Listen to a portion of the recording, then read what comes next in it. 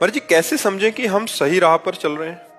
संतों का संग करो और शास्त्रों का स्वाध्याय करो। जब संत संग, संत वाणी और शास्त्र वाणी और अपना हृदय, अपनी चाल तीनों एक हो तो सही है।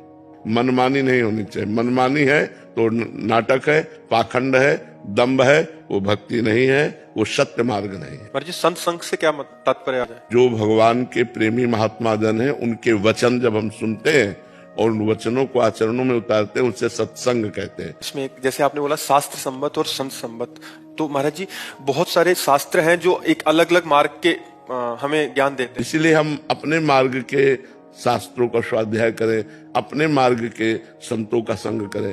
संत सम्मत में ये है कि जैसे इष्ट मिले और मन मिले, मिले भजन रस रीति।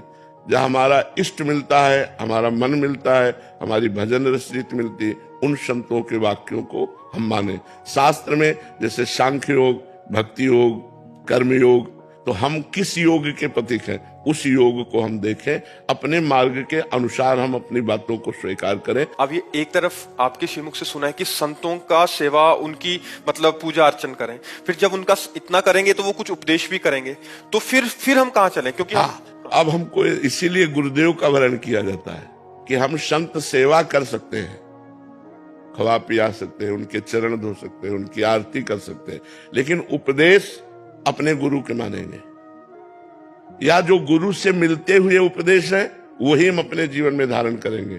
हम सब उपदेश नहीं मान सकते, क्योंकि मान लो कोई ब्रह्म ज्ञानी है, कोई कर्म योगी है, कोई अष्टांग योगी है, अलग अलग संत हैं, तो हमको चाहिए हम जिस योग के गुरुदेव का वर्ण किया है, प्रवचन सबके सुने, माने अपने गुरु की।